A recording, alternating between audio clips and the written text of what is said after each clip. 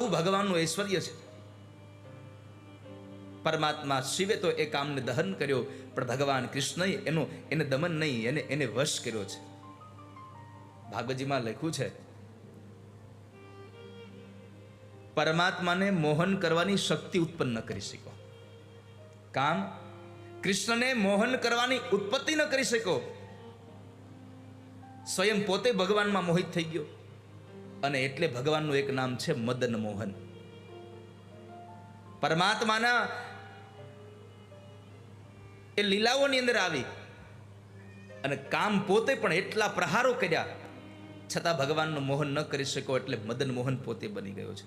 અને ચૈતન્ય ચરિત્રામૃતમાં લખ્યું છે, જેની પત શરદર્પ સ્વયં નવકંદર્પ નામ ધરે મદન મોહન. કોટી કામ આવીને ભગવાન ઉપર પ્રહાર કરે, છતાં એ કોટી કામના પ્રહારો પરમાત્માને કંઈ અસર ન કરે, અને એ આવેલા કામ સ્વયં પરમાત્માની અંદર મોહ પામી જાય, એવી જેની આભા છે એનું નામ છે મદન મોહન. એવા ભગવાન મદન મોહન જ્યારે આવો મહારાસ રચાવતા હોય,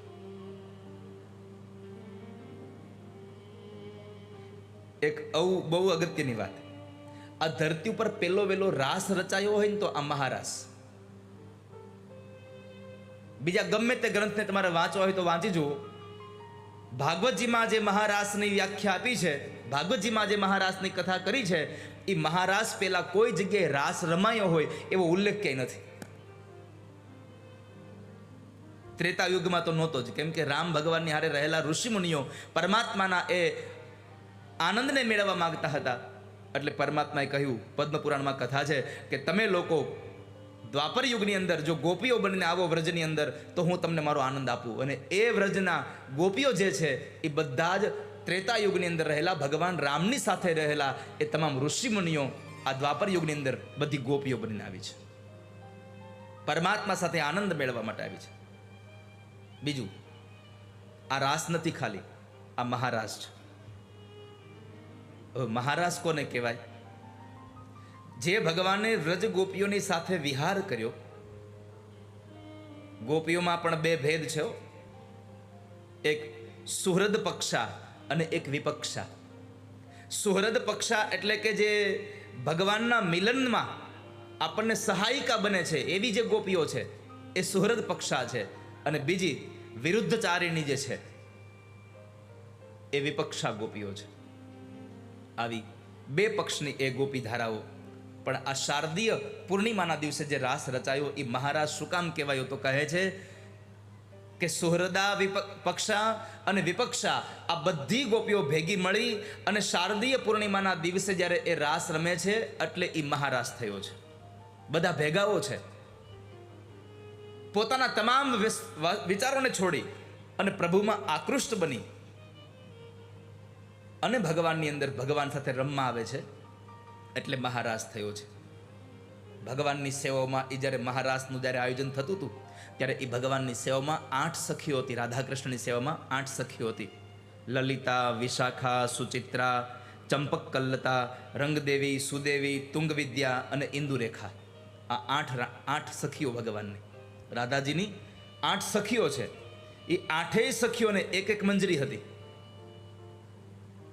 રાધાજીની 8 સખીઓ છે, એ 8 સખીઓને એક એક મંજરી હતી. રૂપ મંજરી, રતિ મંજરી, લવ મંજરી, મંજુલ મંજરી, કસ્તુરી મંજરી, ગુણ મંજરી અને માદક મંજરી. આ 8 મંજરીઓ હતી. અને જે ભગવાન આ માતાજીની જે 8 સખીઓ છે એની હારે અનેક એવી ગોપીઓનું ઝુંડ હતું જેને યુથ કહ્યું છે. એમાં ગોપીઓના અનેક યુથોની તમામ ગોપીઓને સાથે લઈ અને રાસલીલામાં પ્રવેશ કરે. આ ગોપીઓમાં પણ બે પ્રકારની ગોપીઓ છે, એક નિત્ય સિદ્ધા ગોપી અને એક સાધન સિદ્ધા ગોપી. આ બે ગોપીઓ સાથે મળી અને પ્રભુ સાથે જે રાસ રમે છે. છેલ્લી વાત, આ રાસલીલાને જો યોગની દ્રષ્ટિએ આપણે એને સંબોધન કરવા જઈએ અધ્યાત્મ જગતમાં, આપ સૌના માટે આ રાસ એટલે શું? તો જે અનાહદ નાદ જે અંદરથી ઉદ્ભવે ને, એ અનાહદ નાદ એ જ પરમાત્માનો વંશી ધ્વનિ છે. આપણી અંદરથી જે એક એવો નાદ આવી જાય કે જે આપણને આમ આહલાદિત કરી દે. ક્યારેક ક્યારેક એકલા બેઠા હોય ને એવો રંગ ચડે કે ન આવડતો હોય તો ગીત ગાતા હોઈએ, ખબર છે? જ્યારે શબ્દો ન આવડે ત્યારે આપણે એને સંગીતમાં મળીએ લેવા, પણ એ જે નાદ ઊભો થાય છે અને જે આપણા આખા શરીરને રોમાંચિત કરી દે છે, એ અનાહત નાદ છે. એ સ્વયં પરમાત્માની વંશી ધ્વનિ છે. અનાહત નાદ એ વંશી ધ્વનિ છે. આપણા શરીરમાં રહેલી અનેક નાડીઓ જે છે એ બધી ગોપીઓ છે, અને કુલ કુંડલીની નાભીમાં જે શક્તિ છે એ સ્વયં રાધાજી પોતે છે. અને આ મન મસ્તિષ્કની અંદર જે સહસ્ત્રદલ જે કમળ છે એ આપણું વૃંદાવન છે. અને એ સહસ્ત્રદલ કમળની અંદર આ ચક્રની અંદર આવી અને પરમાત્મા પોતે રાધા કૃષ્ણ જ્યાં રાસ રમે છે એટલે પરબ્રહ્મનું મિલન થાય છે. જ્યાં સુધી યોગની દ્રષ્ટિમાં તમે જુઓ, આપણે નથી કહેતા કે એ માણસે એટલી સાધના કરી એનું તો અહીંયા બ્રહ્માંડમાં બધું ભેગું થઈ ગયું, એનું આ ચક્ર ખુલી ગયું. આ ચક્ર ખુલી જાય ત્યારે પરમાત્માનો અહેસાસ થઈ જાય, ત્યારે પરમાત્માનો અનુભવ થઈ જાય. અને એ પરમાત્માના અનુભવ માટે થઈ અને માણસે મહારાસમાં જવું પડે છે. એવો વૃંદાવનમાં જે ભગવાને રાસ રચ્યો, આ મસ્તિષ્કના સહસ્ત્રદલ કમળમાં જે વૃંદાવનના જે પરમાત્માએ પોતાનો અનાહદ નાદ, પોતાની નાડી રૂપી ગોપીઓ અને કુંડલીની શક્તિ એ રાધાજી દ્વારા એની સાથે મળી અને પરમાત્મા જે જીવને આનંદ પાવે છે એ મહારાસમાં પ્રવેશ કરાવ્યો. અને જ્યારે ભગવાન પોતે શરદ પૂર્ણિમાની રાત્રિએ ભગવાન પી તારાત્રિ શરદોત્ફુલ્લમલ્લિકા ક્ષરન્તુમ મનશ્ચક્રે યોગમાયામુપાશ્રિતઃ. યોગ માયાને સાથે લઈ અને ભગવાને લીલા કરી છે, એવો રાસ રચાવો છે.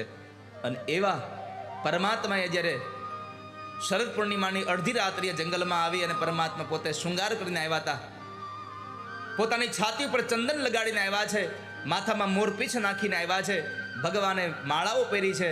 અને પ્રભુ પોતે જ્યારે વંશીનાદ કરે છે, ભગવાન વેણુનાદ કરે, અને એ વેણુને સાંભળી અને અડધી રાત્રે ગોપીઓ જ્યારે આવે છે ત્યારે એ બધી ગોપીઓ આવીને ભગવાન પાસે જ્યારે ઊભી રહી તો પરમાત્મા સ્વાગત કરતા બોલ્યા છે, સ્વાગતમ વો મહાભાગા પ્રિયમ કિમ કરવાણિવ. રજસ્યાનામયં કચ્ચિદ ભૃતાગમનકારણમ. ભગવાને સ્વાગત કર્યું. હે મહાભાગાઓ, આવો, હું તમારું સ્વાગત કરું છું. તમને શું પ્રિય છે એ પ્રિય કરું.